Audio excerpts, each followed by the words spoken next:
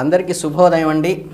ఈ సంవత్సరం సింహరాశి వారి ఫలితాలు అంటే ఈ ఈ నూతన ఆంగ్ల సంవత్సరం 2026 సంవత్సరంలో అడుగు పెడుతున్నటువంటి సింహరాశి జాతకులకు స్వాగతం, సుస్వాగతం.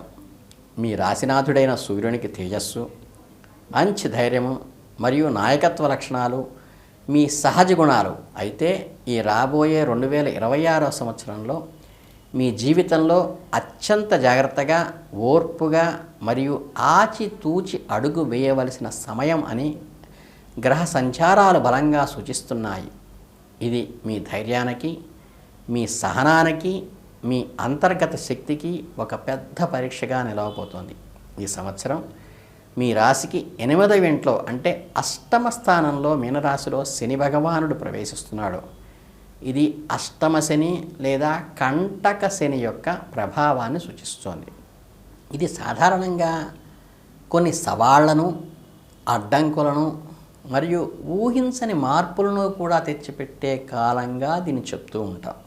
దీనికి తోడు ఇదే అష్టమ స్థానంలో ఛాయాగ్రహమైన రాహువు కూడా సంచరించడం వల్ల అనేది ఈ సంవత్సరం మరింత క్లిష్టంగా, నాటకీయమైన మార్పులు ఏర్పడే అవకాశం ఉంది. శని మరియు రాహువుల ఈ కలయిక అష్టమ స్థానంలో ఉండటం అనేది జీవితంలోనూ అనేక రంగాల్లో తీవ్రమైన మరియు ఆకస్మికమైన పరిణామాలకు దారితీయవచ్చు. మరోవైపు మీ 2వ ఇంట ధనము, కుటుంబ స్థానంలో కన్యారాశిలో కేతువు సంచరించడం వల్ల మీ మాట, మీ కుటుంబ సంబంధాలు మరియు మీ ఆర్థిక నిల్వలపై ప్రతికూల ప్రభావం చూపించే అవకాశం ఉన్నది.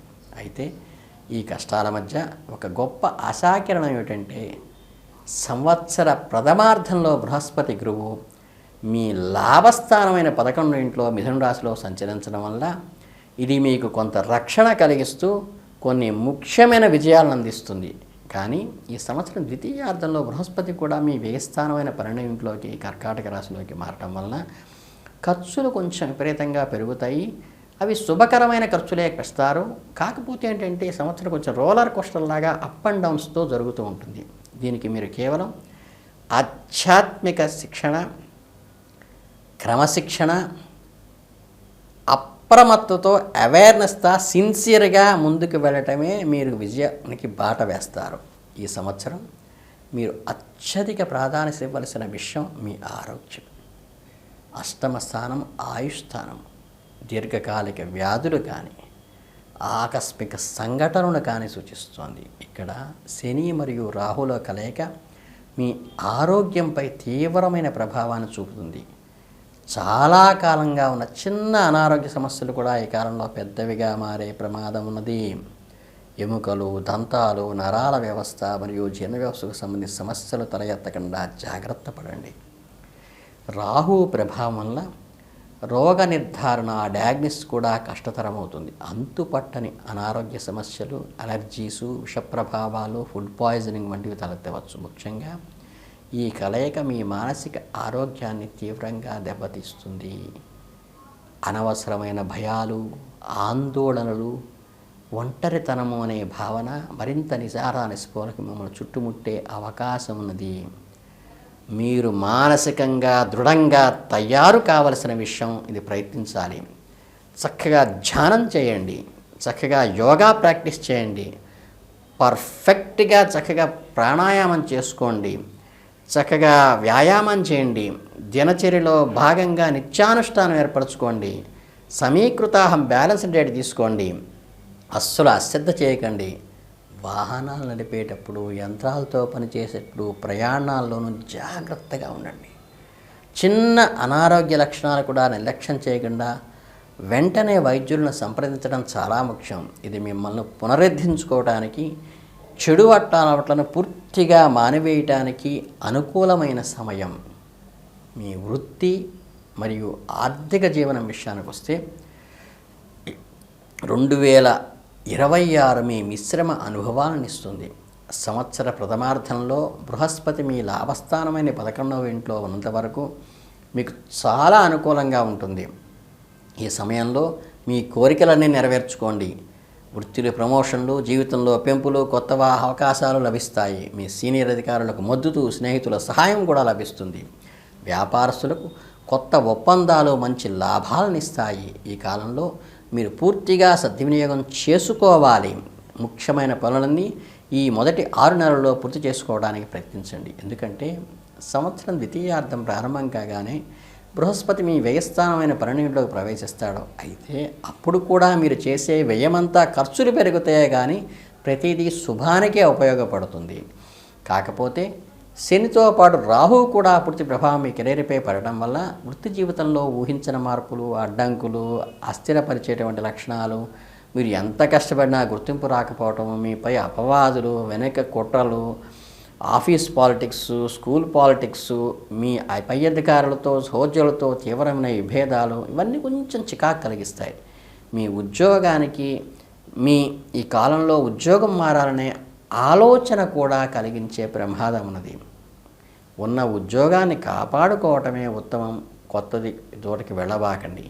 వ్యాపారస్తులు కొత్త పెట్టుబడులు పెట్టడం, అప్పులు చేయటం, వ్యాపారాన్ని విస్తరించడం వంటి సాహసోపేతమైన నిర్ణయాలు ఈ మిగిలిన 6 నెలల్లో తీసుకోబాకండి.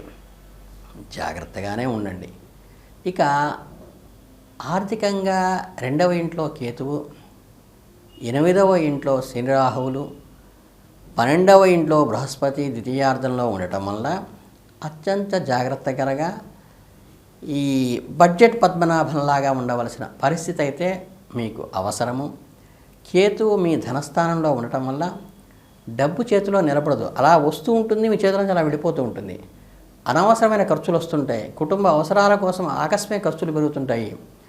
డబ్బు బ్లాక్ అయిపోతూ ఉంటుంది. అక్కడ రొటేషన్ కాదు, రావాల్సిన డబ్బు సరైన సమయానికి అందదు. ఇక అష్టమ శని రాహువులు వారసత్వ ఆస్తికి సంబంధించిన గౌరవ పన్నులు, ట్యాక్స్ రూపంలో సమస్యలు, ఇన్సూరెన్స్ క్లెయిమ్లు జాప్యానికి సృష్టించవచ్చు. కొంచెం లో బడ్జెట్లోకి వెళ్ళిపోతున్నామా అనే ప్రమాదాన్ని కూడా సూచిస్తుంది. కాబట్టి కొత్తగా అప్పులు ఎట్టి పరిస్థితుల్లో చేయబాకండి. సంవత్సర ద్వితీయార్థంలో ఉచ్చగురు 12వ ఇంట్లో ఉండటం వల్ల ఖర్చులు పెరుగుతాయి.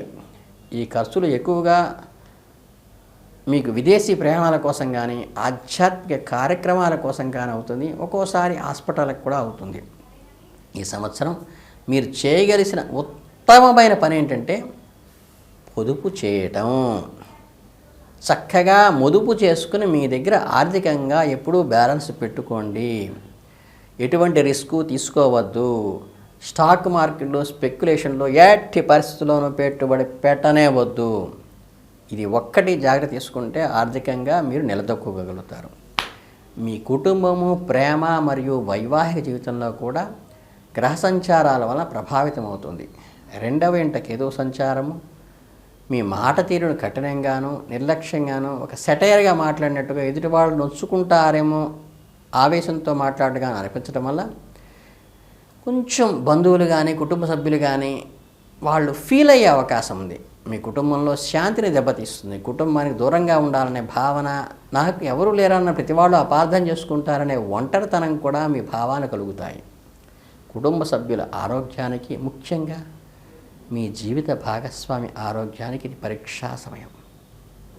అష్టమ స్థానం స్త్రీలకు మాంగళ్య స్థానం కూడా. కాబట్టి వివాహిత స్త్రీలు తమ భర్త ఆరోగ్యం విషయంలో కేర్ తీసుకోండి. వైవాహిక బంధం విషయంలో చాలా జాగ్రత్తగా ఉండండి. అష్టమ శని రాహువులు దంపతుల మధ్య అపార్థాలకు, మానసిక దూరాన్ని పెంచడానికి ఆస్కారం చేస్తుంది. మీ జీవిత భాగస్వామితో ఓపికగా అర్థం చేసుకునే రీతిలో వ్యవహరించండి. అది గ్రహాల తప్పు, మీ స్పౌస్ తప్పు కాదు. ప్రేమలో ఉన్నవారికి వారి బంధంతో ఆకస్మిక విఘ్నాలు, మోసపోయే అవకాశాలు, కొత్త సంబంధాల విషయంలో ఆచితూచి అడుగు వేయండి. అవివాహితులు వివాహ ప్రయత్నాలకు ఇది సరైన సమయం కాదు, కొన్నాళ్ళు వేచి చూడండి. కాబట్టి ఇక విద్యార్థుల విషయానికి వస్తే ఇది చాలా కొంచెం కష్టసాధ్యమైన విషయమే కానీ అసాధ్యం కాదు. అష్టమ శని రాహువులు ఏకాగ్రతగా తీవ్రంగా దెబ్బతీస్తాయి. చదువుపై కాన్సన్ట్రేషన్ పెడుతూ ఉంటే బద్ధకాన్ని కలిగిస్తుంది శని. చదివింది గుర్తులేకపోవటం వంటి సమస్యలు ఎదురవుతాయి. విద్యలో ఆటంకాలు వస్తాయి. రాహు ఏం చేస్తారంటే మీకు రీసెర్చ్, గూఢచర్యాలు లేదా ఇంజనీరింగ్ ట్రైనింగ్ వంటి లోతైన సబ్జెక్టుల్లో సూచిస్తాయి. కాబట్టి ఈ రంగాల్లో ఉన్న విద్యార్థులకు వారి పట్టుదలతో ప్రయత్నిస్తే అనూహ్యమైన విజయాలు లభించవచ్చు. సంవత్సరం ద్వితీయార్థంలో బృహస్పతి 12వ ఇంట్లోకి చేరటం వల్ల విదేశీ విద్యలు ప్రయత్నించే విద్యార్థులకు మాత్రం ఇది గొప్ప వరం. అడ్డంకులు ఎదురైనా సరే చివరి వారికి ప్రయత్నంగా ఫలించి విదేశాలకు వెళ్ళే అవకాశం అయితే కలుగుతుంది. మొత్తం మీద ఈ 2026వ సంవత్సరం సింహరాశి వారికి ఒక అగ్ని పరీక్ష లాంటిదే. ఇది మిమ్మల్ని భయపెట్టడానికి, మిమ్మల్ని హెచ్చరించడానికి మాత్రమే ఈ కఠినమైన కాలం మీలో నిజమైన శక్తిని, మీ ఆత్మవిశ్వాసాన్ని పెంచడానికి, వెలికి తీయటానికి పనికొస్తుంది. ఇది మిమ్మల్ని బాహ్యంగా కాకుండా అంతర్గతంగా, ఆధ్యాత్మికంగా బలపరిచే సంవత్సరం. మీరు చేయవలసిన ముఖ్య పరిణామాలు ఆరోగ్యము మరియు అష్టమ శని రాహువులు శాంతి కోసము ప్రతిరోజు మహామృత్యుంజయ మంత్రాన్ని జపించండి లేదా రోజు హనుమాన్ చాలీసా పఠించుకోండి. శని రాహువుల ప్రతికూల ప్రభావం నుండి అద్భుతమైన రక్షణ లభిస్తుంది. లేదా నిత్యానుష్ఠానము కానీ గాయత్రీ జపం అర్హత ఉన్నవాళ్ళు గాయత్రీ సంధ్యావందనం సక్రమంగా చేసుకోండి. ప్రతి శనివారము చక్కగా వెంకటేశ్వర స్వామి దర్శనం చేసుకోండి. సాయంత్రం పూట విష్ణు సహస్రనామ పారాయణ చేసుకోండి. వీలైనంత వరకు అన్నదానం కానీ వస్త్రదానం కానీ చేయండి. రాహు శాంతి కోసం అమ్మవారి ఆలయాన్ని దర్శించండి. కేతువు శాంతి కోసం గణపతిని గరికి సమర్పించండి. మీ మాటలను మీకు మీరుగా అదుపులో ఉంచుకోండి. ఎవరిని కఠినంగా మాట్లాడబాకండి. ఓపిక, వినయము, దైవచింతనతో ఈ సంవత్సరాన్ని ఎదుర్కొంటే మీ కష్టాల నుంచి బయటపడి నెక్స్ట్ ఇయర్కి అత్యంత శక్తివంతమైన పరిణతికి చెందిన వ్యక్తిగా నిలబడతారు. అంతవరకు మీ అందరికీ ఆల్ ది బెస్ట్ చెబుతూ మీ అందరికీ శుభాభినందనలు. జై హింద్. నమస్కారం. ఈ వీడియో మీకు నచ్చిందని అనుకుంటున్నాము. మా ఛానల్ని లైక్, షేర్ అండ్ కామెంట్ చేసి మీ అభిప్రాయాన్ని తెలియచేయండి. అలాగే మీకు ఇంకా ఎన్నో సందేహాలు ఉండొచ్చు. ఆధ్యాత్మికంగా ఇంకేమన్నా సందేహాలు ఉండి మీరు తెలుసుకోవాలని కోరుకుంటే ఈ వీడియో కింద నా కమెంట్ సెక్షన్ లో తెలియజేస్తే నెక్స్ట్ ఎపిసోడ్స్ లో గురువు గారిని అడిగి మనం తెలుసుకుందాం.